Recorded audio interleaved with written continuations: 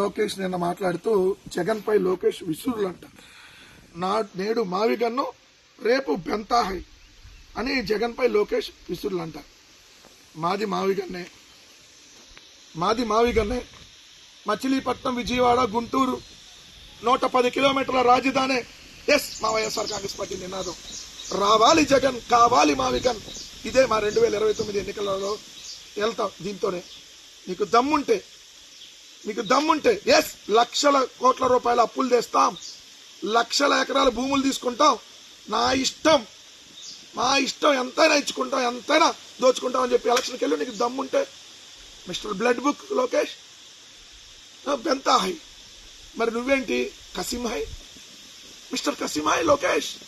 కసిమహై అంటే తెలుసు కదా, కర్రకట్ట, సింగపూరు, హైదరాబాద్.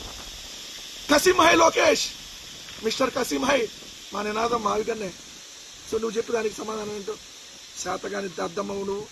ఏదో అడ్డదారులు ఈరోజు అధికారంలోకి వస్తే పేటరేగిపోతున్నావు. మీ నాన్నని అరెస్ట్ చేస్తే ఢిల్లీ వెళ్ళి అమిత్ షా కాళ్ళు పట్టుకున్నావు. సిగ్గులేని బతుకులు. ఏందా నువ్వు మాట్లాడేది మరి మా మీద? మీ తండ్రిని అరెస్ట్ చేస్తే నిన్ను కూడా అరెస్ట్ చేస్తారని పారిపోయి ఢిల్లీలో దాక్కున్నా పిల్లివు నువ్వు మిస్టర్ కసిమహై లోకేష్. ఢిల్లీ వెళ్ళి అమిత్ షా కాళ్ళు బూట్లకి దండాలు పెట్టి ఇది మీ బతుకు. కానీ 16 నెలలు జైల్లో పెట్టిన మగాడిలాగా కాలర్ పైగరేసి బయటకు వచ్చి ప్రజల కోసం నిలబడ్డాడు మా నాయకుడు. అది మగాడి లక్షణం. జగన్ గారిలో చూసి నేర్చుకో. ఏదో చేతిలో అధికారం ఉందని చెప్పి పిల్లి పులైపోదు లోకేష్. అధికారంలో ఉంటే ఆ అధికారం మదంతో పిల్లి కూడా పులిలాగా ఫీల్ అయిద్దేమో. నువ్వు పిల్లివి, నువ్వు పులిలాగా ఫీల్ అవుతున్నావేమో. నీ బతుకు అధికారంలో లేనప్పుడు ఎలా ఉందో అదే నీ ఒరిజినల్ బతుకు. మేము అధికారంలో ఉన్నా లేకపోయినా మగాడిలాగా బతుకుతున్నాం చూడు, అది వైఎస్ఆర్ కాంగ్రెస్ పార్టీ బతుకు. ఏంది నువ్వు మా నాయకుడి మీద విమర్శలు చేసేది? నువ్వెంత, ఇదంతా మీ నాన్న లేకపోతే నీ బతికైంది. ఈ రోజు సింగిల్గా ఈరోజు నువ్వు ఎమ్మెల్యే కాలేవు, ఎప్పుడు సర్పంచ్ కూడా కాలేవు సింగిల్గా నీ బతుక్కి. ఏంది నువ్వు మళ్ళీ మా గురించి మాట్లాడేది? మన పార్టీకి తెలుగు యువత, తెలుగు రైతు, తెలుగు మహిళ లాంటి విభాగాలు ఉన్నాయి. నీ పార్టీకి ఈ విభాగాలు కాదు ఉంది. గంజాయి యువత బ్యాచ్, బ్లేడ్ బ్యాచ్ అన్ని మీకున్నాయి. డైరెక్ట్గా ఎంపీని డ్రగ్స్ తీసుకొని పట్టుబడతాడు. రేపులు చేస్తూ ఉంటారు ఈ పార్టీ నాయకులు. బేబీ వాట్సాప్ వీడియో కాల్స్ చేస్తూ ఉంటారు. నువ్వైతేనే ఇట్ట తిప్పావు కదా నడువులు.